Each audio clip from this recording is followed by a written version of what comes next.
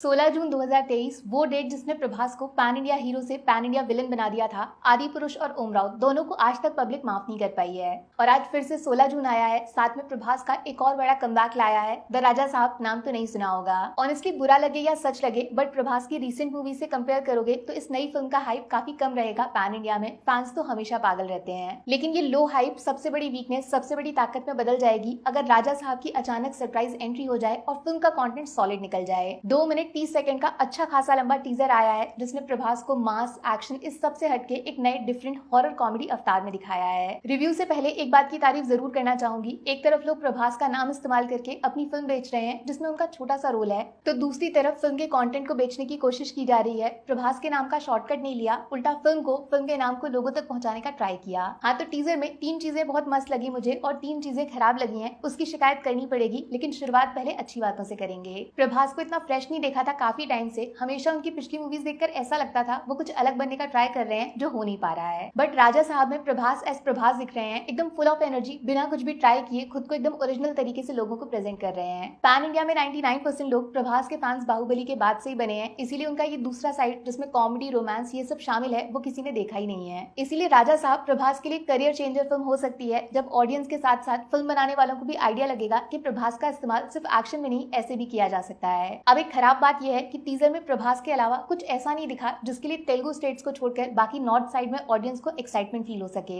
Actresses तीनों कमाल की दिख रही हैं, प्रभास के साथ उनकी केमिस्ट्री भी टीजर में फिट बैठ रही है, बट काश एक चेहरा हिंदी सिनेमा का होता तो नॉर्थ ऑडियंस को अलग तरीके से हिट करता। बट दूसरी अच्छी चीज ये है, फिल्म मेकर्स ने हिंदी पब्लिक को टोटल इग्नोर नहीं किया। संजय दत्त को लेकर आए हैं जो एक बार पहले रॉकी भाई को चैलेंज कर चुके हैं। टीजर में उनका कैरेक्टर मिस्टीरियस तो है, लेकिन क्या प्रभास को स्क्रीन प्रेजेंस में टक्कर दे पाएगा? और कॉमेडी में संजू बाबा कहीं हाउसफुल मोड में तो नहीं चले जाएंगे, उस पर डाउट रहेगा। अब दूसरी खराब बात यह है, फिल्म का बजट काफी जगह पे 300-400 करोड़ तक बोला गया है, लेकिन उसके हिसाब से फिलहाल टीजर में स्पेशल इफेक्ट्स उतने अच्छे नहीं लग रहे हैं। एक हॉरर फिल्म तभी अच्छी हॉरर फिल्म बनती है जब वो सिर्फ अपनी कहानी से लोगों के दिमाग को डराने की कोशिश करती है, बट टीजर में डर इन बच्चों जैसे सीन्स को दिखा के क्रिएट किया जा रहा है। लेकिन उम्मीद नहीं छोड़ी है, क्योंकि ये वाला लुक अभी टीजर में रिवील नहीं हुआ है और मुझे लगता है इसके पीछे कोई ऐसा ट्विस्ट आएगा जो भूल भुलैया की मंजुलिका की याद दिलाएगा। हाँ, तो तीसरी अच्छी चीज ये है, फैमिली एंटरटेनमेंट, इजी सिनेमा लग रहा है जिसको कोई भी देख सकता है। ये सलार या कल्कि जैसा नहीं है जिसके लिए ऑडियंस डिवाइड हो जाती है। हॉरर कॉमेडी जॉनरा क्या क्या कर सकता है ऑलरेडी मैड डॉग पूरे इंडिया को दिखा चुका है, लेकिन आज तक प्रभास के लेवल के स्टार ने ऐसा कुछ ट्राई नहीं किया है, इसीलिए इस कैटेगरी का असली पोटेंशियल पता नहीं चला है। अगर ये फिल्म 20% फनी और 30% हॉरर निकली तो देखना बॉक्स ऑफिस पे ये डायनासोर कितनी आग लगाएगा। शाहरुख खान का नाम है टीजर में, उनके रिकॉर्ड्स को भी खा जाएगा। बट तीसरी शिकायत जो चुप सकती है वो है ट्रेलर की हिंदी डबिंग। मान लिया प्रभास साहो से लेकर राजा साहब तक काफी इंप्रूव कर गए हैं, बट टीजर में देखा कैसे उनका लास्ट डायलॉग जो सबसे फनी होना चाहिए था वो एकदम फ्लैट पड़ गया। ये कमजोरी है हिंदी डबिंग की, जिसमें इमोशंस और शब्द मैच नहीं कर रहे हैं। चाहे कितना फनी क्यों ना हो फिल्म का सब्जेक्ट, लेकिन अगर डबिंग बेस्ट क्वालिटी की नहीं होगी तो ऑडियंस को हंसी कैसे आएगी, वो फिल्म के साथ एंजॉय कैसे कर पाएगी। कहीं पढ़ा था मैंने, ये जो डायरेक्टर है इस फिल्म के, उनकी फिल्मोग्राफी काफी ऊपर नीचे जाती है और प्यार से वहाँ की ऑडियंस इनको साउथ का फरहाद सामजी बुलाती है।